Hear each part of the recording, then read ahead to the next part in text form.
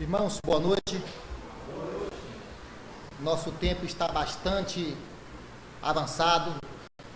Faltam 25 para as 8, para as 9, né? 25 para as 9. E somente gostei muito do coral. Deus continue abençoando a cada um. Mas que os irmãos, outra vez, os irmãos pensem um pouquinho na segunda parte também da palavra de Deus. Que a palavra de Deus também faz parte do culto. Mas no mais, Deus continue abençoando a cada um de vocês e Deus vai recompensar vocês pelos esforços. Deus continue abençoando. Também eu queria que vocês depois falassem com uma moça que está afastada, uma irmã, é a Sara, estava ali próximo a Ivone, deve ter ido lá embaixo. E está ali no fundo. Sara andou querendo conhecer um pouquinho aí o mundo, mas depois converse com ela, explique para ela que o mundo é ruim. Também eu peço para vocês que esteja orando pela irmã Sheila, a esposa do pastor Judásio. Ele me pediu que desse esse aviso que ele esqueceu. Ela está com 2 nódulos no pescoço e os irmãos estejam orando por ela. Também estejam orando pelo pastor Denilson, está com um problema seríssimo no coração. Vai precisar fazer aí um outro exame e que os irmãos também estejam orando pelo pastor Denilson. Sendo assim, irmãos, vamos abrir a palavra do Senhor para ganharmos tempo. No livro de Êxodo, capítulo 12. Êxodo, capítulo 12. Versículos de 1 a 13.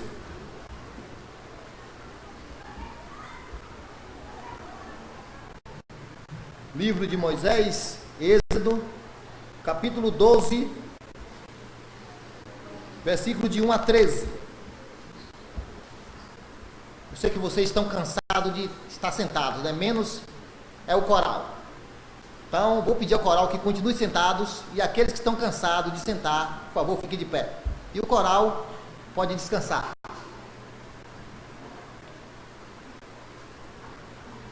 Diz assim a palavra de Deus. Moisés, pode sentar, que você está cansado? Tá não? Disse o Senhor a Moisés e a Arão, na terra do Egito: este mês vos será o principal dos meses, será o primeiro mês do ano.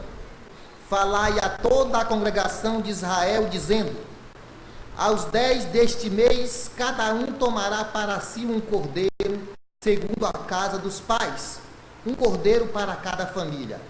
Mas se a família for pequena para um cordeiro, então convidará ele o seu vizinho mais próximo, conforme o número das almas, conforme o que cada um puder comer. Por aí calculareis quantos bastem para o cordeiro. O cordeiro será sem defeito, macho de 1 ano. Podereis tomar um cordeiro ou um cabrito, e o guardareis até o 14º dia deste mês.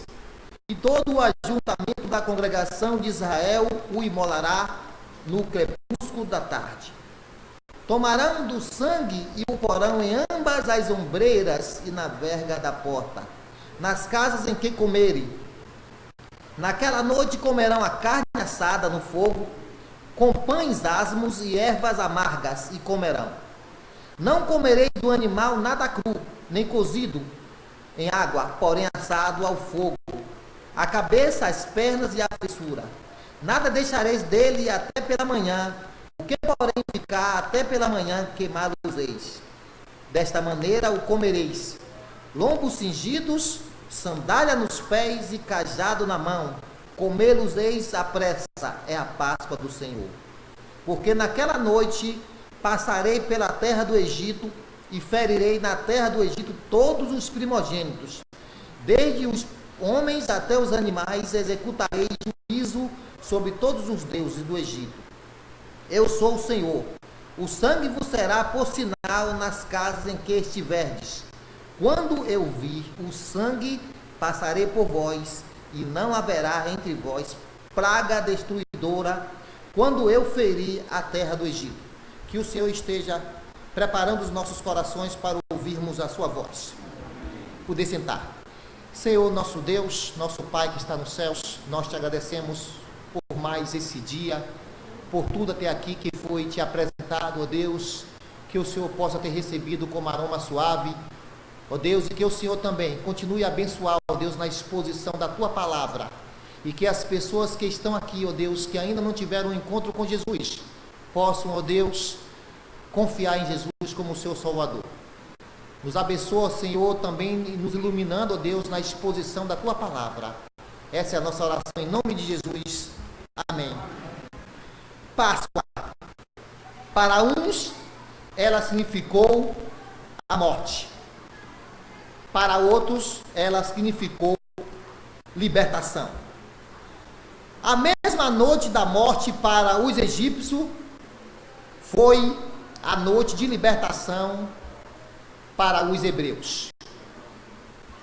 Para uns, o juízo, para outros, a salvação. A diferença entre o juízo e o livramento, a morte e a vida, a condenação e a salvação, foi o sangue do Cordeiro. Foi o sangue do Cordeiro que fez a diferença naquela noite. E ele fará a diferença na sua vida no dia do acerto de conta. Naquela noite foi juízo para uns e libertação para outros. E podemos dizer, com base na palavra de Deus, que naquele momento ali, Israel tornou-se um povo livre para servir a Deus.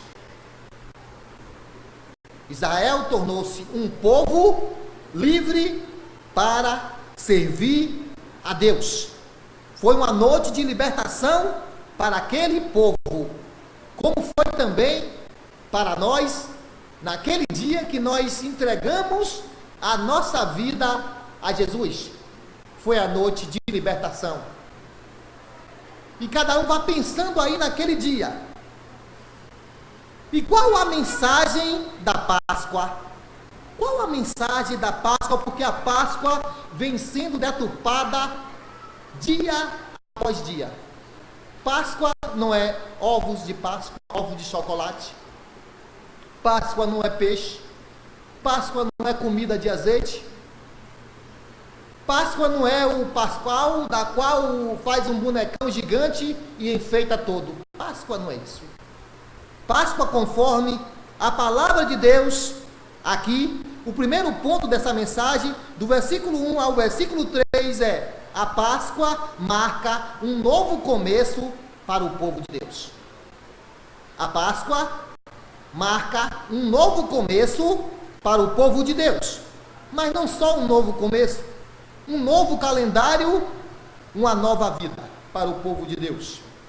O capítulo 12 de Êxodo é talvez o mais solene e o mais importante de todo o Velho Testamento, porque aqui ele está registrando a instituição da Páscoa.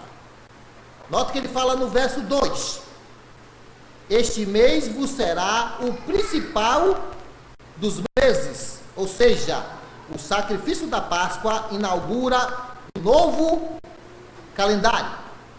A Páscoa, então, ali era o começo de uma nova vida para o povo de Deus. A partir dali, eles deixaram de ser escravos do Egito para serem peregrinos na direção da terra prometida.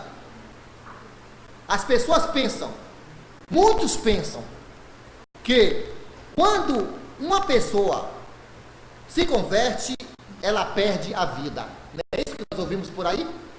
Quando uma pessoa entrega a sua vida a Cristo, ela perde a vida. Mas isso não é verdade. Ninguém que entrega a vida a Cristo, ela perde a vida. Pelo contrário, a conversão não é o fim da vida, ela é o fim da escravidão. Jamais uma pessoa que entregou sua vida verdadeiramente a Cristo, ela perdeu a sua vida. Ela não perdeu a vida. Ela teve o fim na vida de escravidão. Ser cristão, amados irmãos e amigos, ser cristão é deixar o Egito e começar a caminhar como um ser livre rumo a Canaã celestial.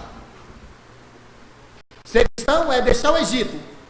O Egito ali é simbolizado pelo mundo. Ser cristão é deixar o Egito e marchar rumo a Canaã celestial. A Páscoa foi o começo de uma nova nação. Até então Israel não era uma nação, mas naquele momento livre, remido, esse povo torna-se o povo separado de Deus. Por isso que a Páscoa, ela mostra um novo começo. Mas não só um novo começo, ela marca também um novo calendário. Marca também um novo compromisso, uma nova jornada e um novo destino. A Páscoa significa isso aí. Um novo começo, um novo calendário, um novo compromisso, uma nova jornada e um novo destino. E aí eu pergunto para você, que nos visita hoje à noite. Você já está em um novo começo? Em um novo calendário? Em um novo destino? O que vai mudar o seu destino é se você entregar a sua vida a Cristo. Passamos para o segundo ponto dessa mensagem. Versículo de 3 a 4, ele vai dizer lá: falai a toda a congregação de Israel, dizendo: aos 10 deste mês, cada um tomará para si um cordeiro, segundo a casa dos pais, um cordeiro para cada família. Mas se a família for pequena para um cordeiro, então convidará ele o seu vizinho mais próximo, conforme o número das almas, conforme o que cada um puder comer. Aí calculareis quantos bastem para o cordeiro. Logo nesse segundo ponto, a Páscoa revela o projeto de Deus na redenção da família. E aí nós pensamos nos membros da nossa família que ainda não tiveram um encontro com Cristo. E Deus tem um projeto na redenção da família. Deus quer a família salva, toda salva. A família sempre esteve no centro do projeto de Deus. Deus sempre trabalhou com famílias. Notem, no verso 3, a ordem era: a família precisa celebrar a Páscoa junta. No versículo 7, a família precisa toda estar debaixo do sangue do Cordeiro. E aí nós, como os pais, ficamos pensando: ai, se aquela filha minha, ai, se aquele filho, ai, se aquela minha irmã, ai, se aquela tia minha estivesse lavada pelo sangue do Cordeiro. A família toda precisava alimentar-se do Cordeiro, no verso 8. A família toda precisava celebrar esse memorial nas suas gerações futuras, verso 14. A salvação da família exige a atenção dos pais. Jamais naquela noite os pais poderiam deixarem seus primogênitos, seus filhos primeiros, fora de casa. Seus pais tinham que colocar seus filhos dentro de casa naquela noite, era a ordem de Deus. Porque na casa que o anjo do Senhor passasse e ele não encontrasse nas ombreiras das portas o sangue do cordeiro, ali, daquele animal perfeito, todo o primogênito, todo o filho primogênito seria morto. Todos. Então, irmãos, jamais poderiam os pais negligenciar a ordem de Deus de sacrificar o cordeiro e passar o seu sangue nas vegas da porta. A salvação da família exige confiança plena na palavra de Deus. Conforme foi escrito, conforme Deus ali avisou, se alguém dissesse: nós não cremos nisso porque é superstição, ali muita gente teria morrido se não acreditasse no que Deus falou. Deus fez exatamente o que avisou, como avisou, quando avisou. O juízo não foi sem alerta. Quem creu foi salvo. Quem creu não foi condenado. É o que diz a palavra de Deus. Assim, eu digo para você que está hoje aqui à noite, nos visitando pela primeira vez ou já vieram outras vezes, aqueles que se envergonham do sangue do Cordeiro não pode ser salvo pelo Cordeiro. Terceiro ponto dessa mensagem, versículo de 5 a 13, que nós não vamos ler, porque é longo e nós queremos ganhar tempo. A Páscoa mostra que Deus salva o seu povo através do Cordeiro que foi morto. Já aprendemos que Deus está investindo na família. Deus tem um projeto na família.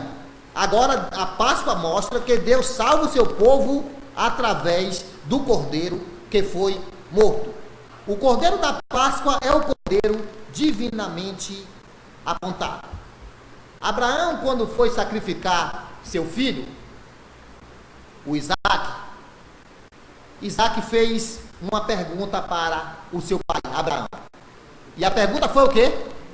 Pai, onde está o Cordeiro? No Novo Testamento, quem foi que respondeu essa pergunta? João Batista. Eis o Cordeiro de Deus que tira o pecado do mundo. A pergunta foi respondida por João, porque até então, no Velho Testamento, eles aguardavam o Messias. E a dúvida ali de Isaac, a dúvida de Abraão e de todos os profetas foi respondido pelo maior profeta que já teve na terra, chamado João Batista. Eis o Cordeiro de Deus que tira o pecado do mundo. Filipe também, lá em Atos 8:35, disse que esse Cordeiro era Jesus. Ele disse para o eunuco que o Cordeiro era Jesus. Paulo disse para a igreja de Corinto que Cristo é o Cordeiro Pascual. Pedro disse que fomos remidos pelo precioso sangue, como de Cordeiro sem defeito, sem mácula, o sangue de Cristo. Lá no livro de Apocalipse, capítulo 5, verso 6, ali Jesus é apresentado como o Cordeiro que foi morto, mas está vivo pelo século do século. Então, logo, o Cordeiro de Deus não ficou morto. Aqui era figura. No Novo Testamento foi a concretização de tudo que Deus havia planejado. Logo, Jesus é o Cordeiro suficiente para uma pessoa. Jesus é o Cordeiro suficiente para uma família. Jesus é o Cordeiro suficiente para uma nação. Jesus é o Cordeiro suficiente para o mundo inteiro. João 1, verso 29. Passamos adiante. O Cordeiro da Páscoa é o Cordeiro sem defeito. Era a ordem de Deus. Deus queria um Cordeiro sem defeito. E esse Cordeiro perfeito é Jesus, indicando que só Jesus pode salvar. Maria não pode salvar. Nenhum Deus da Igreja Católica ou de qualquer lugar pode salvar, a não ser Jesus. Ele que, como ovelha muda, foi levada para a cruz e intercedeu pelos transgressores. Diz a Bíblia que ele não conheceu o pecado, ele não cometeu pecado, nem dolo algum se achou em sua boca. Ele se manifestou para tirar os pecados e nele não existe pecado. 1 João 3, verso 5. Até o seu traidor disse que ele era um homem inocente. Note que da Bíblia, aqui também diz no texto sagrado, diz que o Cordeiro da Páscoa é o Cordeiro morto. Ele tinha que ser morto. Logo, não é a vida do Cordeiro que salva. Não é o exemplo do Cordeiro que redime. Não é a presença do Cordeiro na família que livra da morte. O Cordeiro tinha que ser morto. É a morte de Cristo que nos trouxe salvação. A Bíblia diz: sem derramamento de sangue não há remissão de pecados. É o que diz a Bíblia. Algumas pessoas dizem que admiram a vida, o exemplo e os ensinos de Jesus. Outros põem sua confiança nos milagres de Jesus. Mas ninguém é salvo só pelos ensinamentos, só pelos milagres. É salvo pelo sangue.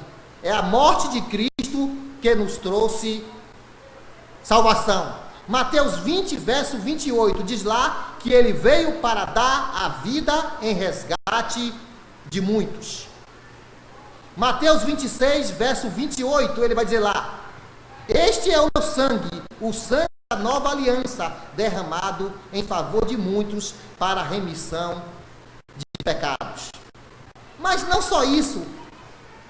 No texto aqui que nós estamos nos deparando com ele, diz que o cordeiro da Páscoa é o cordeiro do sangue aplicado. Versículo 7, ele diz isso. No 7 ele diz: tomarão do sangue e o porão em ambas as ombreiras e na verga da porta, nas casas em que comerem. Versículo 7. Versículo 12: porque naquela noite passarei pela terra do Egito, e ferirei na terra do Egito todos os primogênitos, desde os homens até os animais. Executarei juízo sobre todos os deuses do Egito. Eu sou o Senhor. No verso 3 ele fala a mesma coisa: o sangue vos será por sinal nas casas em que estiverdes. Não basta saber que o cordeiro foi morto. Não basta somente isso. Não é também o sangue do cordeiro que livra do juízo, mas o sangue do cordeiro aplicado. Eles tinham que colocar ali na porta, eles tinham que aplicar. Quando eu vi o sangue, passarei por sobre vós, diz o verso 13. O sangue é sinal de distinção. Ali o que distinguia os egípcios dos israelitas naquela noite do juízo era o sangue. Na verdade, só existe duas categorias de pessoas na terra: aqueles que foram comprados pelo sangue da redenção e aqueles que ainda estão debaixo dos seus pecados. Na terra só existem essas duas categorias: aqueles que foram lavados e remidos pelo sangue de Cristo, pelo sangue do Cordeiro sem defeito, e aqueles que ainda estão debaixo dos seus pecados. O que vai importar naquele dia não é a sua religião, não é as suas obras, não é os seus méritos, não é também os seus dons, mas se você está ou não debaixo do sangue. Notem, ali o povo de Israel, eles não eram melhores do que ninguém, mas era que eles tinham que colocar o sangue aplicado ali, aplicar o sangue nas suas portas, para que o anjo do juízo viesse e visse aquele sangue naquela noite. O que distinguia era o sangue, que está debaixo do sangue do Cordeiro, está justificado. Romanos capítulo 5, verso 1. O que é que diz lá? Justificados, pois pela fé temos paz com Deus. Avançamos mais um pouquinho. Romanos capítulo 8, verso 1. O que é que diz lá? Nenhuma condenação há para os que estão em Cristo Jesus. Logo, a Bíblia diz que aqueles que creram foram justificados por Deus e nenhuma condenação há. Não há quem possa condenar aqueles que creram. Como no Egito, ali, quem não creu foi condenado. Mas quem creu, Deus assim o livrou. Então, logo, Jesus é o nosso substituto, conforme a Bíblia relata. Outro aspecto para se examinar. Versículo de 8 a 11 do capítulo 12, que nós também não vamos ler. O cordeiro da Páscoa é o cordeiro sustentador. O que é que eu quero dizer com isso? O cordeiro da Páscoa é o cordeiro sustentador. Aqueles que são salvos pelo sangue do cordeiro alimentam-se do cordeiro. Só aqueles que foram salvos é que podem se alimentar do cordeiro. O sangue nos livra do cativeiro e da morte. E durante a nossa caminhada rumo a Canaã celestial, Cristo é o nosso alimento. Cristo é o alimento da sua igreja durante a caminhada rumo a Canaã celestial. Por isso, irmãos, nós não devemos de forma alguma deixar de nos alimentarmos do Cordeiro de Deus. Mas, irmãos, mas não só isso. Vamos ver aqui o conteúdo da refeição. Versículo 8, a refeição da Páscoa era feita do cordeiro assado, carne assada, ervas amargas e pão sem fermento. O cordeiro assado no fogo, a carne assada ali, ela também tinha um grande ali significado. Note que a carne não poderia ser cozida, tinha que ser assada. Agora se pergunta o porquê dessa carne assada. É porque o nosso cordeiro sofreu na cruz o fogo da justiça de Deus. Cristo foi ferido e moído na cruz. Aquela carne ali assada significava ali, mais na frente, o juízo de Deus, a justiça de Deus ali, cobrando da pessoa de Jesus os nossos pecados. Os seus pecados e os meus pecados. Deus cobrou dele como que ele tivesse cometido, sem ele ter cometido. Por isso que ele tinha que ser sem defeito, para que ele pudesse salvar aqueles que são cheios de defeito. Mas também, não só isso, tinha que ter também ervas amargas. Aqui falam do sofrimento que deixaram no Egito e das provas que teriam pela frente. As ervas amargas. Quando fala também do fermento, significa ensinamento falso, impureza, pecado oculto, hipocrisia, vida pecaminosa. Lá em 1 Coríntios capítulo 5, versículo de 6 a 8, ali tem uma ordem de Deus para a sua igreja. Joguem fora o velho fermento do pecado, para que possam ficar completamente puros. É a ordem de Paulo. Agora, o interessante também, ele já falou da refeição. Agora, a maneira de participar da refeição, no verso 11. A Páscoa precisa ser comida com pressa. Era a ordem, com pressa. Indicando que Deus não iria esperar muito tempo. À meia-noite, o anjo iria passar. Então, a conversão, ela é com pressa. A conversão não pode esperar para amanhã, o dia que você quiser e o dia que você bem entender. A conversão é com pressa. Tem que ser logo, como diz aqui no verso 11. Era a hora de sair do Egito, prontidão para marchar, diz aqui a palavra de Deus. Mas eu tenho aqui alguns conselhos para que a igreja faça o seu julgamento, como isso hoje é aplicado nos conselhos que Faraó deu. Deus tem pressa que você saia do Egito, meu amigo. Que você saia deste mundo. Olhe o 8, versículo 25. Faraó ali deu um conselho para o povo. Deu um conselho para Moisés. 8, versículo 25. Ele vai dizer lá: chamou Faraó a Moisés e Arão e disse: ide, oferecei sacrifício ao vosso Deus nesta terra.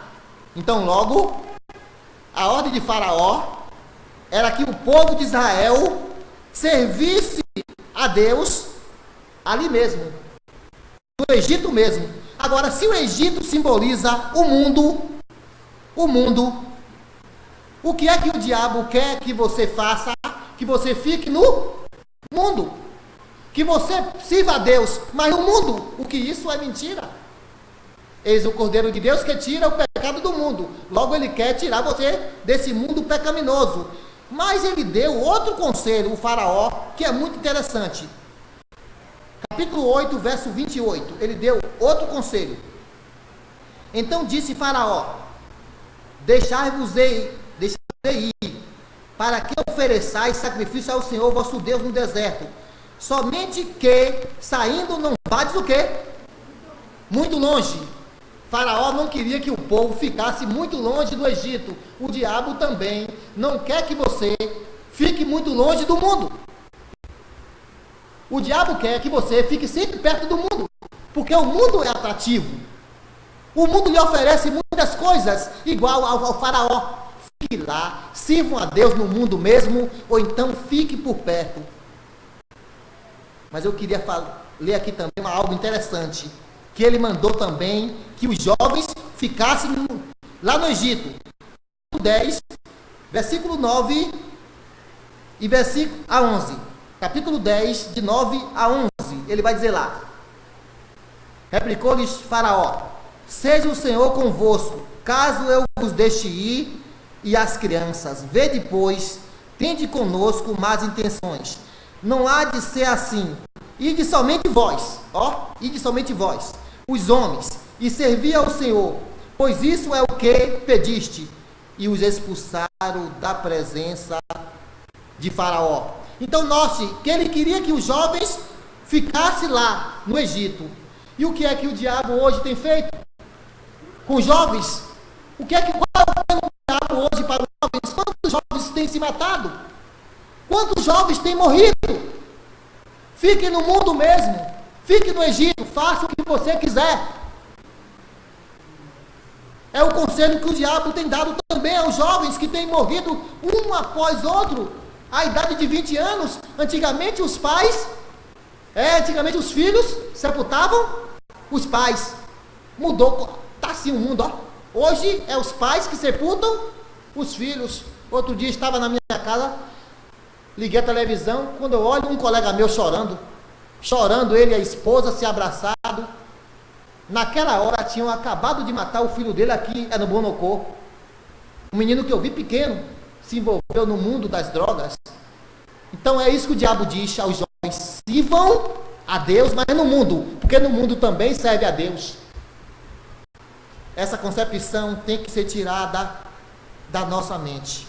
Note que Moisés não negocia. O Egito não é lugar para o povo de Deus permanecer. Aqueles que são crentes não podem permanecer no mundo. Moisés não negociou com ele. Por quê?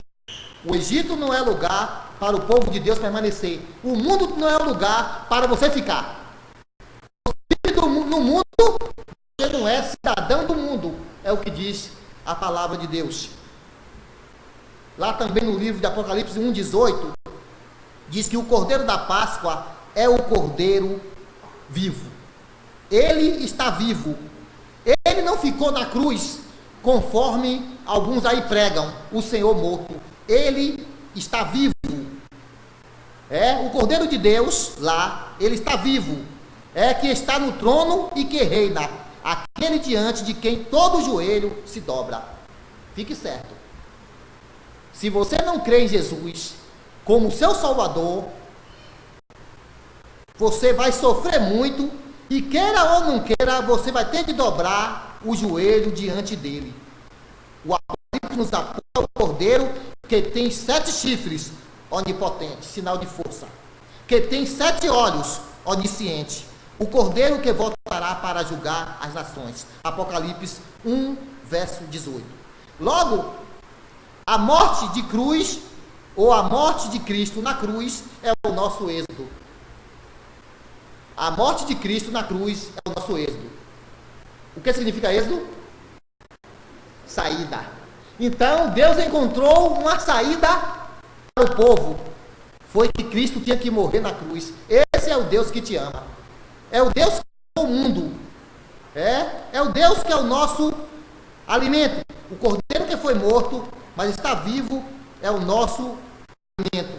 E nós somos responsáveis, irmãos, a instruir a nova geração a conhecer a Deus, a amar a Deus e alegrar-se nos seus poderosos feitos. Outra coisa para se pensar: nenhuma pessoa pode alimentar-se de Cristo antes de ser liberto. Todo mundo quer se alimentar de Cristo, não quer? Se você perguntar aí no mundo: você crê em Jesus? Todo mundo crê. Mas antes de você se alimentar de Jesus, você precisa ser liberto. Ele precisa libertar você. Ninguém é salvo porque acha que ele foi somente um grande homem. Um grande homem. Ninguém pode fazer parte da solene Assembleia do povo de Deus antes de reconhecer que precisa estar debaixo do sangue do Cordeiro, é o que diz a palavra de Deus. Última parte dessa mensagem. Versículo 11 do capítulo 12 e versículo 27. Versículo 11 e versículo 27. Desta maneira o comereis, lombos cingidos, sandália nos pés e cajado na mão. Comê-los-eis à pressa, é a Páscoa do Senhor. Verso 27. Respondereis, é o sacrifício da Páscoa ao Senhor. Só até aqui. 17 vezes o Senhor é mencionado em Êxodo capítulo 12. Ele é o centro da história da redenção. Foi nele que Deus revelou o seu poder. À meia-noite, Deus visitou em juízo as casas dos egípcios. A Páscoa é um símbolo de redenção para o povo de Deus, mas é juízo para aqueles que não se converteram ainda. Aprendam, a Páscoa, nós não temos como provar biblicamente que ela cai nessa data. Não temos como provar. É no primeiro mês, entre março ou abril. Então logo a Páscoa não é de tal religião como ela determina. 40 dias após o carnaval. Isso a Bíblia não autoriza ninguém celebrar a Páscoa nessa data. Notem que a refeição aqui era carne assada, ervas amargas e pão sem... Vocês não viram aqui peixe? Vocês não viram caruru? Vocês não viram vatapá? Não viram bacalhau? Aí o que é que diz? Não, é porque os pescadores eram... Ali os apóstolos eram pescadores. Eu tenho um medo, eu tenho um receio que se Cristo viesse hoje, iria pegar muita boca suja de azeite. E dentro da própria igreja. É o catolicismo entrando dentro da igreja. Aprendam, irmãos. O diabo quer que a sua igreja seja a igreja de Deus seja parecida mais e mais com o Egito. E o diabo usa a sua igreja. Ele também tem uma igreja dentro da igreja de Deus. Note que a Páscoa é do Senhor. Não é de igreja católica, não é de ninguém. De ninguém. Por isso, irmãos, devemos pensar muitas coisas. A Páscoa é um símbolo de redenção para o povo de Deus e juízo para os ímpios. A morte não respeitou posição, nem poder, nem idade. A morte não alcançou os israelitas, porque eles estavam debaixo do sangue do Cordeiro Pascual. Vou perguntar para você que nos visitam hoje à noite. Vocês que estão aqui hoje à noite. Você está debaixo do sangue? Você já entregou a sua vida a Cristo? Se Deus cobrar hoje de sua vida, se Deus chamar hoje você para o acerto de conta, o que é que você tem preparado para Deus? O que é que você tem para Deus, para você oferecer a Deus? Nada. Lembre-se, aqui no capítulo 2, aqueles que não estavam debaixo do sangue, todo o primeiro filho morreu. Todos os primeiros filhos morreram ali, que o anjo destruiu, um por um. E Deus ali, como ele falou, do versículo 31 ao 36, ele guardou a sua promessa. Lá Faraó endureceu o coração, mas Deus havia falado tudo o que ia acontecer. Ele endureceu o coração. E ali, morreu muita gente, culpa dos corações duros. Aqueles que obedecem, ou que obedeceram, foram salvos, e os incrédulos pereceram. E assim será no dia que Deus te chamar para o acerto de conta. Vou fazer uma pergunta. As nossas vidas são nossas? Sim ou não? Não? Da minha vida eu faço o que eu quero. Isso é um erro. Da minha vida eu faço o que eu quero, irmãos e amigos. Olha, eu quero para vocês. A nossa vida é de Deus e é um empréstimo que Deus nos fez. E a qualquer momento Ele pode pedir a sua vida. Me dê, devolva o que é meu. E se Ele cobrar hoje à noite a sua vida, me dê, devolva o que é meu. O que você fez nessa vida? Olhe, se ali naquela época os incrédulos pereceram, assim será no dia do juízo. Aqueles que creem e correm para o abrigo do sangue do Cordeiro escaparão do furor da ira do Deus Todo-Poderoso. Mas aqueles que zombam do sangue do Cordeiro perecerão.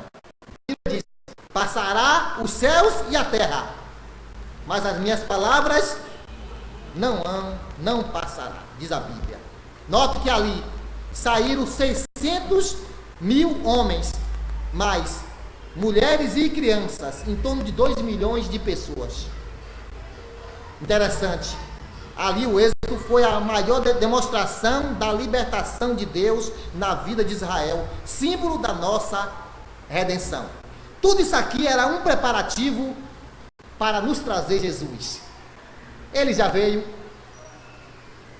viveu aqui na terra, morreu, não ficou na cruz morto, ressuscitou e está lá no céu aguardando o que é que você vai fazer de sua vida.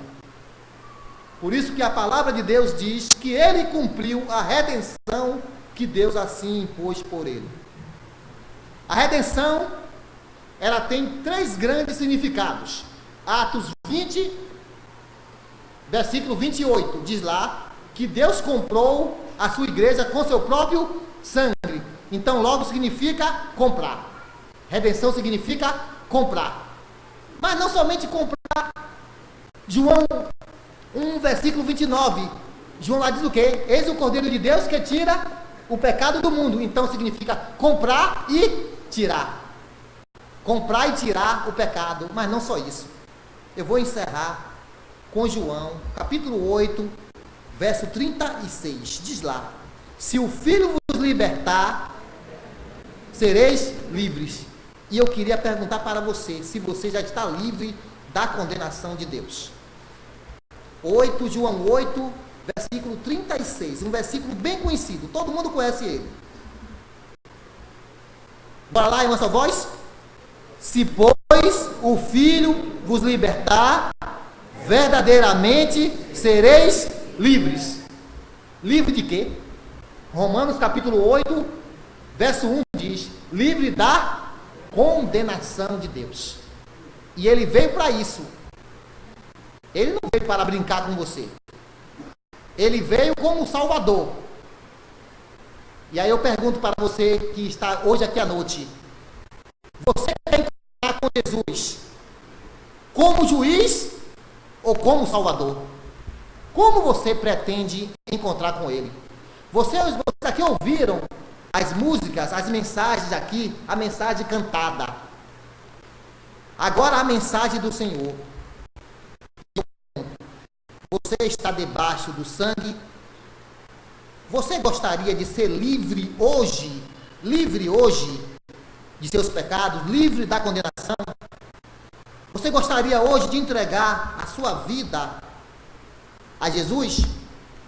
Eu queria pedir ao irmão Sinésio que viesse aqui à frente para cantar aquele hino 125 que fala da redenção. Você vai pensando se você gostaria de hoje ter um encontro com Jesus. Minha alma canta ao Salvador, que te remiu com tanto amor, que te livrou da escravidão, seu sangue dando a redenção. Na redenção firmada estou, meu cativeiro já findou. Contente cantarei louvor a meu glorioso Redentor. Hino 125. E os irmãos ficam orando para que hoje à noite possam ter aqui conosco pessoas que possam marcar um encontro com Jesus e mudar a sua vida. Vamos ficar em pé, os irmãos que puderem.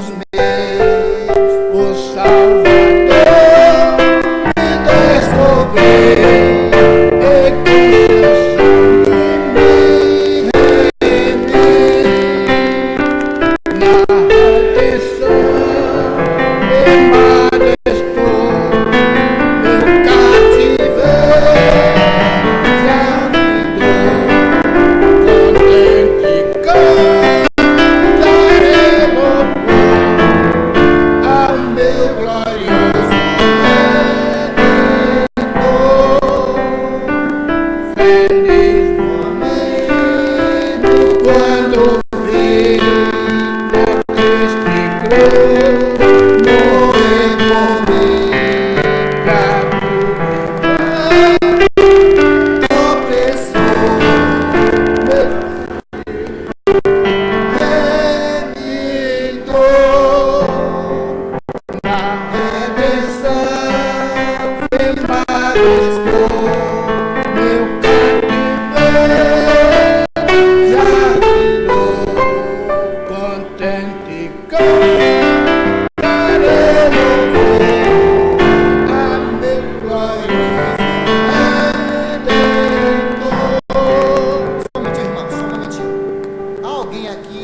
Hoje à noite, que ainda não está debaixo do sangue, alguém que ainda não entregou sua vida a Jesus, que entendeu essa mensagem, sabe que Deus vai cobrar de você essa decisão, ou sim ou não, você vai ter que responder hoje à noite.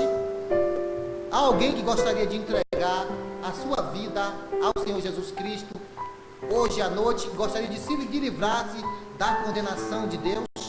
Alguém, por favor, levante sua mão, ou então venha aqui à frente. Alguém que entendeu essa mensagem, alguém que ainda está no mundo, mas quer livrar-se do mundo, que você vai pensando que se você continuar incrédulo, você vai perecer, você vai morrer sem Deus. E morrer sem Deus, sem salvação, é sinal de juízo, é sinal de condenação. Vá pensando se você não gostaria de hoje entregar sua vida a Jesus. Número 4, estrofe. Pra minha justificação, o esforço meu foi todo perante Deus, só tem valor o sangue do meu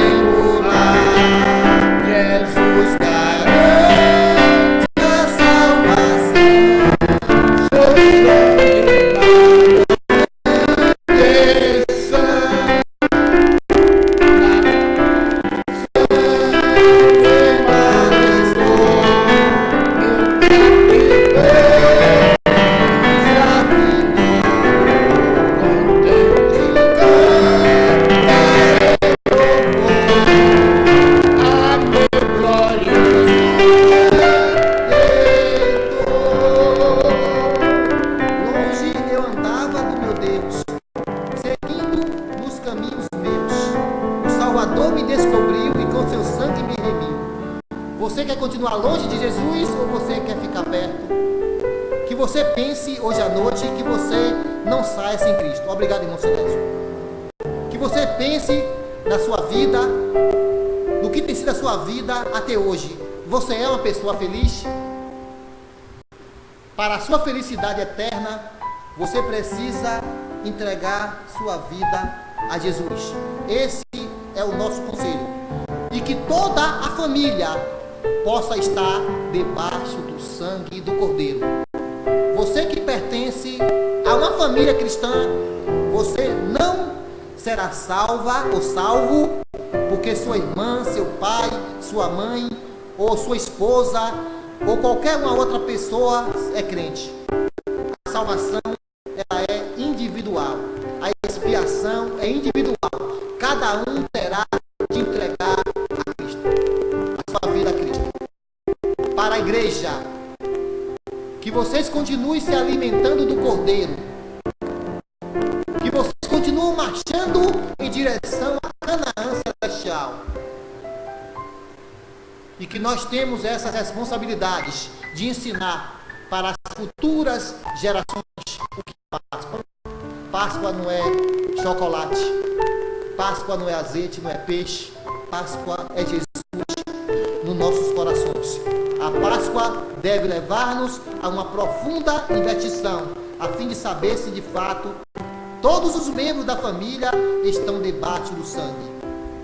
A Páscoa deve levar-nos a um compromisso familiar de explicar para os nossos filhos o que Deus fez por nós. Quem é Ele para nós? A Páscoa deve levar-nos à adoração, conforme o verso 27, conforme o coral fez aqui muito bem hoje à noite. Vamos orar para agradecer por essa mensagem e depois o irmão Cristiano vai encerrar o culto. E que o Senhor trabalhe em seu coração, meu amigo e minha amiga, para que você possa crer urgentemente no Evangelho. Senhor, nosso Deus, nosso Pai que está nos céus. Ó Senhor, nós estamos alegres, ó Deus, por esse dia, pela nossa redenção, porque nós estávamos longe e hoje o Senhor nos trouxe para perto de Ti. Ó Senhor, que Tua igreja continue marchando rumo a Canaã celestial. Que Tua igreja, ó Deus, possam continuar andando em direção a Ti. Aquele povo marcharam para uma Canaã terrena, mas a Tua igreja vai marchar para a Canaã celestial, está marchando. Que nada atrapalhe a Tua igreja comprada com Teu precioso sangue. Ó Deus, que nada o impeça a Tua igreja de servir melhor. Ó Deus, que o fermento, o pecado, ó Deus, possa, ó Deus, o Senhor tire de nossas vidas, para que possamos prestar um culto digno a Ti, Senhor. E as pessoas que aqui estão, ó Deus, que possam ser convencidas de seus pecados e possam crer urgentemente no Teu Evangelho. Se assim, meu Pai, nós nos despedimos e alegres, ó Deus, pela oportunidade que nos foi dada de estarmos aqui compartilhando a palavra de Deus. Ó Deus, que Tua igreja não fique triste, ó Deus, a comer as ervas amargas, ó Deus, que ainda vem, que as nossas provas, as nossas tribulações, porque elas fazem parte, ó Deus, do povo de Deus. E que Teu povo continue marchando em meio a tantos problemas. Esta é a minha oração em nome de Jesus. Amém.